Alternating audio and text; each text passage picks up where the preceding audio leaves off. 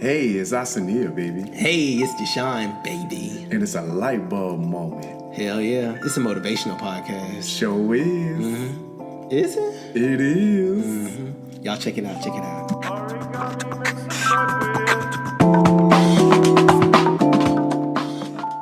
Okay, so we 10Xing it today. 10Xing this bitch. What's up, y'all? What up, y'all? How you feel? I'm good. Good. Not 2 times. Not 3 times. Not 5 times. 10 times this 10 bitch. times. 10 times it. It's light bulb moment time. Bam, bam, bam, bam, bam, bam, bam, bam. So what's up, y'all, man? Welcome to the Light Bulb Moment Podcast, man. Happy to have you here. Happy to have you listening with us. For sure, for sure. And I'm Aussie, baby. I'm Deshaun. Okay, so do we usually like? I don't know. At this point, I just feel like rocking it. I don't feel like I'm just gonna introduce myself. Once we get all that, we'll play it out. But why not? Okay, fine. I like saying my name. Hey, there's nothing wrong with that. Asenia. Especially when Spanish women say it. I love that shit. Asenia. Yeah, I seen you too. You stupid. That's hilarious. But y'all, we discussing 10X rule today. The 10X rules. This super turnt book about doing everything times 10 in your life, so it's you can be turn like you up and turn you down at the same superhero. time. I know, right? It's gonna be like, what am I doing with my life? And it's gonna be like, oh my god, I need to start like now. What am I doing? Right, I'm a worthless horrible person. I'm behind. What's the author's name? See, I freaking Grant Cardone. By Grant Cardone. And I had the audiobook version, and he actually narrated. So yo, I heard about that. It was intense. I heard about that. It was real intense. It was fun though. It's a fun book. TK told me like he's extra. Yeah, He's probably had a lot of caffeine and shit before he actually started reading. He sounded very much like that. This is my book, and I'm gonna read my book. So it's the 10X rule. Yeah, it was very Hulk Hogan. Yeah, like wrestler type. Yeah. But it made it interesting though. It kept my attention the whole time. I think that makes a big difference when you listen to the audio. Because I'm listening, I just got the read out loud feature with the right, so you just got that. So when you get to this chapter, you need to listen to it this way. Right. So she's not as fun. No, she's not as fun. She's not as fun. But like the part when when he was like, I want to name this chapter "Don't Be a Bitch," to have that robot voice be like, so don't be a bitch. Right. Don't be a bitch about it. Were you reading it too at the same time? Or did no, you just I was just like, listening to it. I was just listening to it. I mean, okay, I am watching the text as it moves through. Right.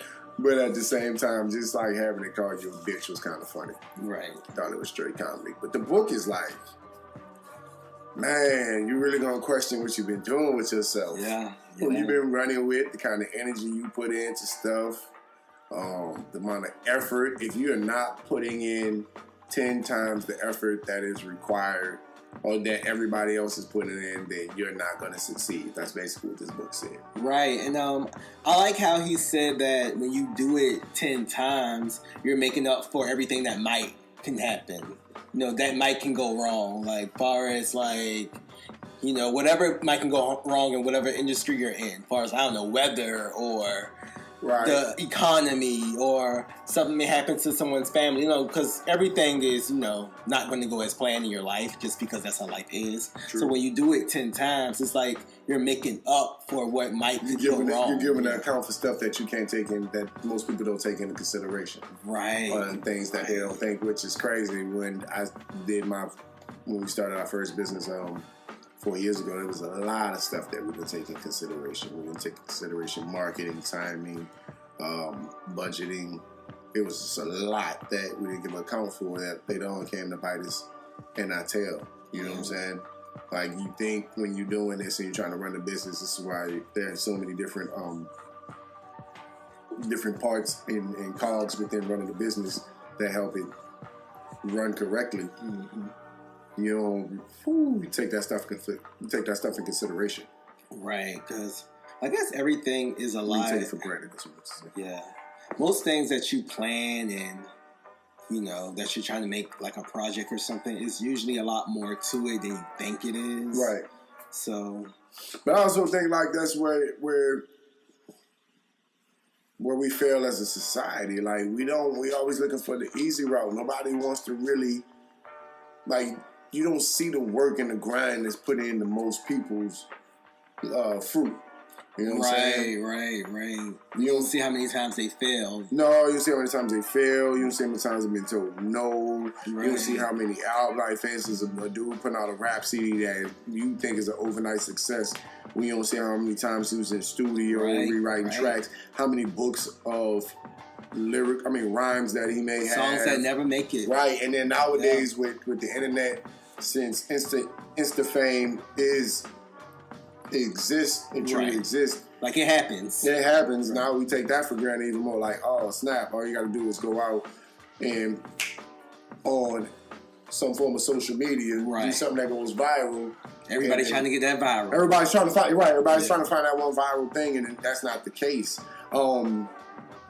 Which is funny because I was having this conversation with somebody about to nerd out on you, and the 10X rule applies to this TV show we watched. Remember, Dragon Ball?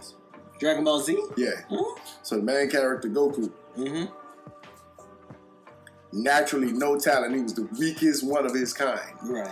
That's why they sent him to Earth, because they figured it was an easy planet for him to take over and destroy. But his son, on the other hand, is stronger than, at birth, was stronger than him and whoever else, other Saiyans. Long story short, a friend of mine was saying, if Gohan is so naturally strong, how come he hasn't surpassed his father in a television show? And I told him this is a prime example of hard work trumps natural talent any day. I was like, in that show, his father is constantly training.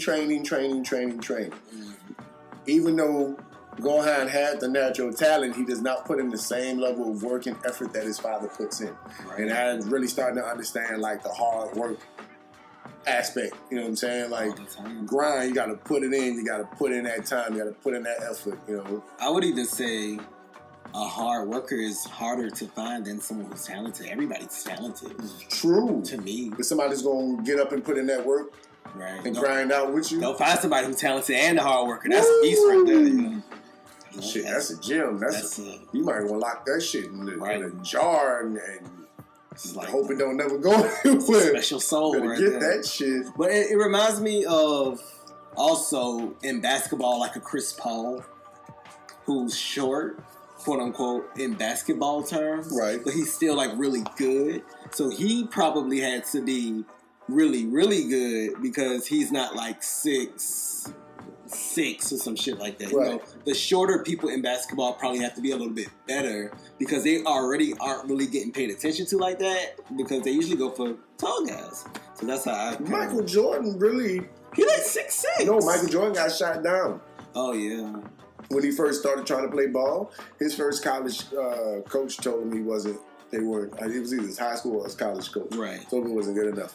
He had to go back out. He talked about that in the book. Yeah, and he had to grind out. He went in, put extra work in. He bust his chops, and then eventually, like, people look at Michael like he's naturally talented. Like, no, that is the outcome of him putting in ridiculous amounts of hours of work, which, you don't pay attention to, but if you've been working towards something or putting energy towards something for like a year or two, you may not see anything from it at that point in time. But you look up one day and you're like, damn, how did we get here? Even if it's something you don't want to do, like waiting tables. Man. you can't help but be a beast because you've been doing it so long. That's why it's fun. You're right, because I'm 10x the shit out of serving. That's probably why it's so easy. Not even on purpose. Not even on purpose. Right. Well, actually on purpose, because if you're a server, you know, if you've been doing this for so long, even though it comes easy to you after a while, you know the harder you bust your chops when it comes to waiting tables, that's still the more money you potentially make. Right. You know you got those coworkers who not gonna take the steps to moving their tables along correctly and just letting their tables chill instead of actually moving their tables along through the process to get them in and out. Right. So, you got to 10x that shit. Either way it goes, man. Anything you do. Everything. Relationships. Yeah, and I loved how he related it to relationships with his wife. Like, it was something he said that he was like, some people go after you're not supposed to just go after. Okay, let me get this right. I'm gonna have to cut some of this part out because it's taking a long time to come out. But it was about getting the customer. Basically, you're not worried about whether the customer is satisfied. You're worried about getting the customer, and if you worry more about getting the customer and continually to get customers, they'll always be satisfied. Yeah, something like that. Like almost like. Yeah, I think he said this about success. Chasing success won't be. It seems like hard work in the beginning, but if you're doing this and taking the steps you need to be successful, success will become a byproduct of your already positive habits, right? Or good habits. Therefore, you won't have to worry about capturing success anymore because it's going to come to you automatically because you're putting forth the work, to make sure that it happens. You're cultivating that, right? That too. And as far as the whole success thing, also he was talking about taking steps too. How you can't put the chicken before the egg. Kind of like you have to get the customer and then work on XYZ. And with his wife and with his relationship with his wife, you have to make sure she's happy first, and then worry about everything else. So it's almost like if you worry about the right thing first, everything else will come easy. Nah, this is where the book got confused. Right. Because even that and also, what was the statement? The unrealistic expectation aspect. Like, you want me to go 10-4 on stuff that I don't even particularly know might happen, so you want me to put so much out there that even if something happens, it's like I've created a safety net for myself. I think that's what yeah. Even though you're going hard and above and beyond what it takes for you to accomplish this goal, your goal still has to be realistic. That realism part, like, I'm about to go back and read that, because that part, I was like, okay, you're fucking with my head now. It's like, I feel like you have to have 10x goals, so you have to have realistic goals. You have to have two sets of goals. Is that fair, or am I cheating the 10x rule? You're cheating like a mother. No, I can't do that. Okay. Yeah, you can't do that. You can't be like, okay, so then I'm going to 10x it with these rules and these But goals. it's like... Then I got my 10x goals where I'm just going to go hard as fuck right now. You know? Oh, well, I'm going to do it anyway. Mm-hmm. Because you a grown-ass man. I do what I want to do. Okay, if you say so. But... I mean, the book was cool. It was one of those ones that just kind of left me stumped. Why? Because I was like, I understand you got to put a lot of effort in to doing shit, and I'm getting that from everything. You get that from books. You see that athlete's been told that all your life, and I see that. But it was just like one of them was like, just do it now. Don't be afraid of fear. Don't do fear. Mm-hmm. But if you don't have, so it was like, if you're afraid of something, it's too late. And if you don't have the preparation needed, then you weren't going to do it. And it was like, well, what if it's something new that you're starting off at and you're not prepared for it? Right. You've never studied, you never did anything, and it's something new that you want to try. And like, I want to 10x it, but there's still going to be a level of fear there. And I'm not going to be prepared. So I don't want to just do something and execute it and then have it fail on me because I wasn't properly prepared and I just rushed into it. You see what I'm saying? Right. I mean, I guess you have to kind of be your own judge on certain things. It was that. And now I will tell you what it did. It did. And it also kind of made me feel like I wasn't doing shit. Which, truth be told, is probably a wake-up call that we all need. And this book is going to give you that wake-up call. Like, hey. Like, what are you doing with your life? What are you doing with your life? Even if you thought you were doing something with your life, you need to do it 10 times more. Right. I think that's why I like the 7 concepts of self-awareness a little bit better. Mm-hmm. That one gave me more clarity on what I need to be doing to execute. This one just tells you, like, whatever you're doing, do it, multiply it by 10. Don't have realistic goals. But don't have realistic. But have realistic goals. Don't have unrealistic expectations. Right. And that's why I was getting confused and discombobulated. I kind of felt like the book was more just telling me everything that I'm doing wrong instead of what I need to be. And in order to do it right, I have to reverse that and then do it times 10. And it's like sometimes that can be too overwhelming for some people, especially if you're not a person who's not used to doing, stuff at that level and that magnitude, and then you start trying to pick up that much responsibility. It's a lot. That's a lot. You may need to maybe step your way into the next. Because I felt that's what was happening to me this past summer when I started. I actually tried to 10X this past summer. Didn't realize that's what I was doing. Right. But what were you doing? Oh man, I was trying to do. Were you working out? I was working out. I was trying to get the podcast started. I was trying to figure out the stock market. I was trying to figure out how to get this app idea that I have off the ground. It's lying. I was trying to implement reading back into my life. I was trying to implement meditation. It was just like a whole bunch of little bitty quirky things and work, lifestyle change, eating habits, sleeping habits.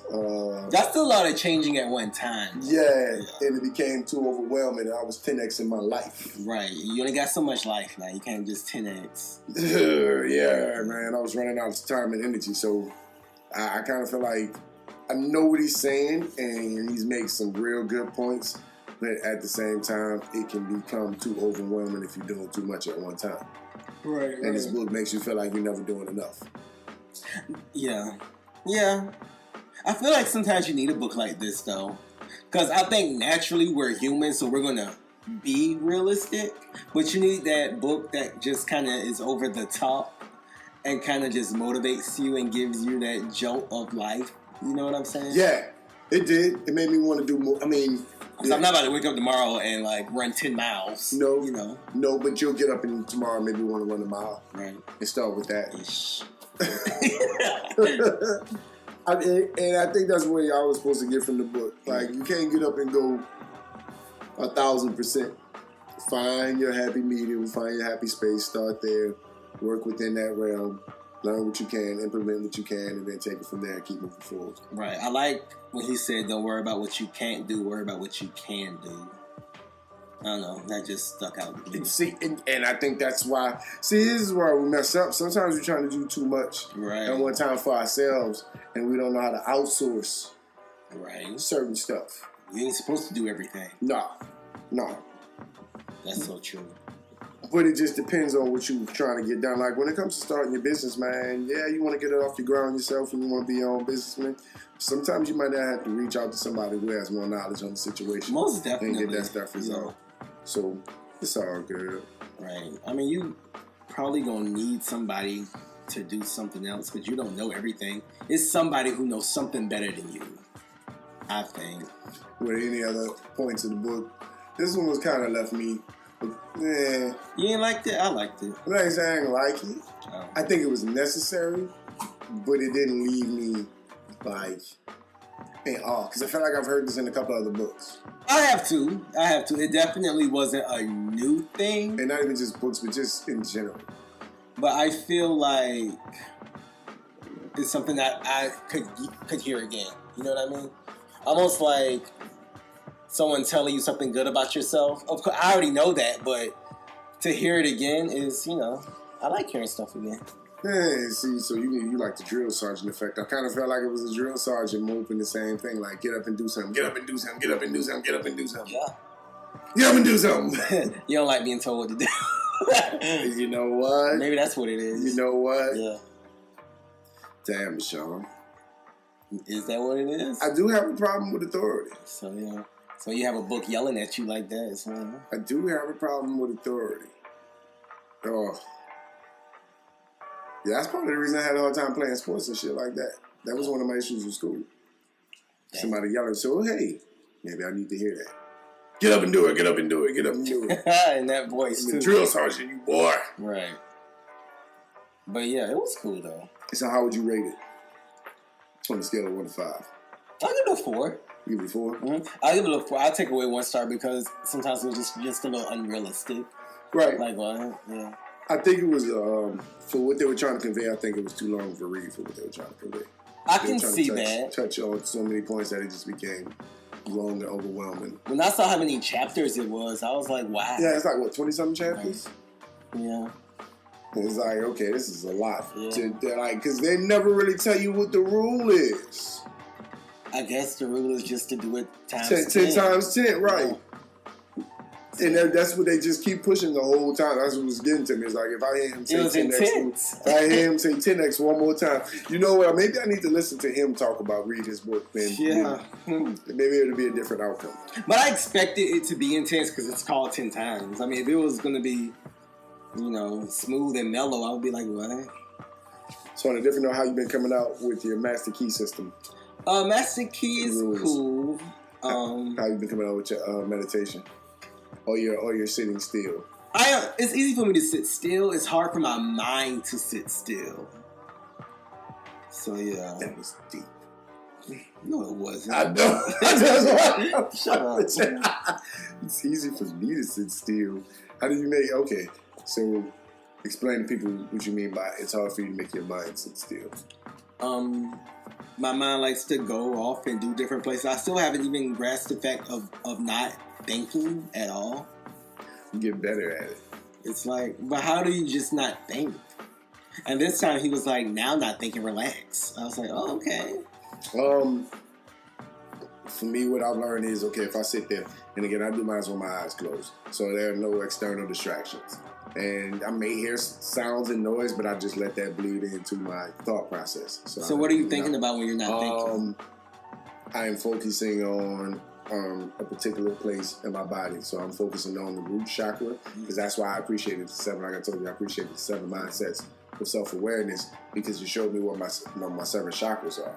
And when I was doing Tai Chi a year ago, they used to have us focus on the root chakra. I didn't realize that's exactly what it was, because they called it something else.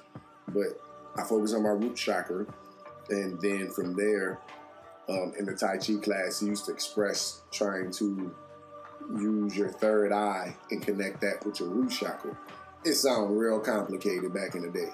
But now at this point, first of all, being able to sit still long enough, and then focus on my breathing, and then either focus on my third eye or my root chakra. So when I feel my mind going too deep, I've gotten to the point where, now it doesn't last long, but I can silence everything by putting all my thoughts directly into my third eye, and then taking my third eye and putting it down into my root chakra. So when I'm breathing, whatever air or feeling that I get in my root chakra, I just dwell on that and just linger in that space. And if I'm there, nothing else can come in for a while. And then something will come in and penetrate, and something will come along and penetrate. Hey! Yeah, like, hey, stop thinking about that. Right, stop focusing on that. And then I have to, bring it back there. Right, but what I've learned is just take a deep breath. And then focus on the exhale and inhale of that breath. When your brain just starts going, it's like, okay, I'm not going. But it takes time. Right. Also, I feel like after about 10 to 15 minutes of sitting there with constant thoughts coming in and out, your brain gets to shut down anyway, because you ain't got shit else to think about. As long as you don't dwell on one of those thoughts. I'm a dweller. See, that's the issue. I go and sit in it. You be basking in it. Right. Backstroking in that shit, sunbathing in light. Hey, thought. This is a great thought I'm just sitting on. This is the worst thought ever. Play this thought over and over simmer and this over bitch again. like a crock pot. Right. But I'm a dweller, period. I like to listen to the same song over and over again for 100 days. Okay. Yeah. I like to do the same things often. That is really awful too. I hope y'all don't take that in. But that you just show these habits. That's why you have certain habits, because you look for the comfort in repetition. Yeah. Comfort and that's crazy. I mean, I'm not gonna say that's crazy, but that's what most of us do. We, as much as we understand change is inevitable, we look for comfort and stuff staying the same in routine. But the meditation part, man, I'm telling you, it just takes time. Sit there long enough and don't dwell on it. If thought comes in, it's like, okay, damn, I didn't do what I meant to yesterday. But I can't do anything that was yesterday. I'm going to let it go. I notice, too, when I close my eyes, it's like my ears get stronger. So you start hearing everything else. Yeah. Start picking up on stuff. Especially when it's dark. So if you close your eyes in the dark, your ears, almost like your ears open their eyes. Yeah, if your ears had eyes, yeah, I could get that. Yeah, okay. We're gonna let you have that. But when I open my eyes, it's like my ears go back to just being regular old ears. That kind of makes sense. I'm not gonna say to the point where like yours is that strong, but that's what they say about visually impaired people that have extreme sense of hearing, smell, taste, and everything else because the other senses kick in. Because one of them, because you lacking one of them, one of them is missing. I guess to do it for that long makes it feel like you may be someone who is visually impaired. Or maybe it's because now that you're trying to do this, it's probably always happened, but now that you're doing this on a regular basis, you're actually more in tune with it. You're paying attention to it. Right. But before, it didn't matter because you didn't know. Okay, been meditating vast majority of my life. Not consistently, but it's different spurts. Find time, just sit around, chill, sit in my own space. But now that I'm doing this, between reading these books, the Tai Chi, and actually having purpose, that I'm like, not just doing it because I feel like it's cool or I feel like I know it may help me or I have an idea, but actually knowing what I'm trying to accomplish by meditating, there's a complete difference in the outcome and how I feel when I do this in the time and space. Like, because when I meditate, not only do I use it to calm and relax myself, but it's also to regain a realistic outlook on what's going on around me. For instance, waiting tables. After about 6 hours of dealing with people, talking to people, and running, you've absorbed so much energy and you talk to so many people that you lose focus on what your objective is at the end of the day. And that's why people start, like, they go home early. They come in with the intent to make the money, right? But they get so overwhelmed and they don't discharge everything that they've absorbed. They've lost focus and lost track on what their goal. The goal was coming to make $300. They got close to 200 and was like, okay, I'm gonna settle. Yeah, but that's because they lost focus. Right. But the meditation, if you go sit down, chill for a minute, breathe, focus on your breathing, relax, you can get back to where you were trying to get and what it is that you're trying to accomplish with your goal. And I think that's where meditation for me comes in handy. Mm-hmm. And also being able to project that thought process and put it out, because the other thing in the self-awareness, it was trying to get you to focus, build the thought, the energy in which you're trying to attain and accomplish in your root chakra, but then learn how to push it up into your crown, because your crown and your third eye is where your ideas and everything else you want manifest. So maybe I need to go and reread the 7 Mindsets to Self-Awareness. It's deep, homie. It's deeper than a cesspool. It's so deep. It was dope as hell, man. That's what's up. You have any last words for the people? No, man. I'm glad we discussed this. This is getting better. I can't wait until we really get deep into this master key system, and we get a little bit more professional with this. Right. So I'm enjoying this, man. I'm good. Light-Bulb moment of the day. I had a crazy ass light-bulb moment of the day earlier today. It had nothing to do with the book we were reading, and more about mankind, man. What's up? It's just scary to see. How do you cope with depression within enlightenment?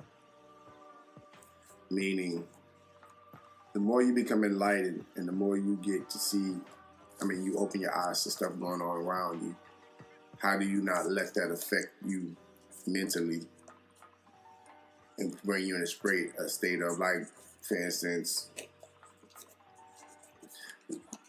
you decide to pay attention to a conspiracy, or somebody opens your eyes to something that was going on around you this whole entire time, and you chose to ignore it. And now that your eyes are open to it and you start seeing more of what the world is truly is, how do you not let that affect your overall psyche and bring you down to a dark hole? Because you're surrounded with it. I would say that you have to know that you can only do so much. That's how I approach things, where I feel like, because, for instance, not to go into this topic, but the whole Libya slave trade thing, the Libya slave, I did feel some type of way about it, but I also understand that there's only so much I can do. So I don't let things consume me that I can't control. I got you. Yeah, that's how I kind of do it. You see, I have. It don't always work, but you know, it's tough because I used to be extremely disconnected from all this, and now that I have a connection and I'm becoming more in tune, and I do care now. Like I didn't care for the vast majority. That's probably why I'm in the state that I'm in, because I just didn't care about shit because it was just easier not to care than it was putting energy into it. And now it's like, whew. I wouldn't say it's not caring. It's just. Well, I was detached. Oh. Well, I was detached. Oh, nah, I wasn't. I wouldn't say I was like. People probably thought I was, but I was. I say I thought you were. I'm not. No, I'm really. I not. knew I wasn't. I knew it wasn't just apathy. I was completely detached from everything. Like I was just basically living, going through the cycle. But now that I'm actually caring, like man, stuff like poverty bothers me, bro. When I see homeless people on the train and stuff, like it hits me in my gut. Like it takes something out of me. And I'm like, okay, I can't keep going through life with these different things. So on a Lite-Bulb moment, how do I manage that? And then I know with me in poverty, it's like I still keep in mind there's only so much I can do. I can't give everybody $1. Like, I mean, that sounds really bad. It really does. But it's only so much you can do. Like, that doesn't mean don't help. It doesn't mean don't care. But, you know, there's only so much I you can't overextend yourself. Like, I got you. I ain't got it like that to be giving everybody $1. Yeah, I really can't give that one person that $1 if you want to be completely honest. You know what I'm saying? But I'm going to do it. But you know, I'm going to do it. You know what I'm saying? So, it's only so much you can do. Like, I can't. I got you. I can't, yeah. You overexert yourself. Right. But that's all I got for today, man. I'm good, man. It's nice talking to y'all today. Check us out at the LBM Moment podcast on Instagram. What you got to say? Sidebar though, I take that attitude and put it towards things I don't need to put it towards though, like cleaning up my room. It's only so much I can do. Washing my car. It's only so much I can do. Like it's only this one. is good enough. Like this is good enough. You know what I vacuum? I'm not vacuum this side of the house. Right. This is all I got. Right. That's what you do. That's real shit. I'm gonna use that.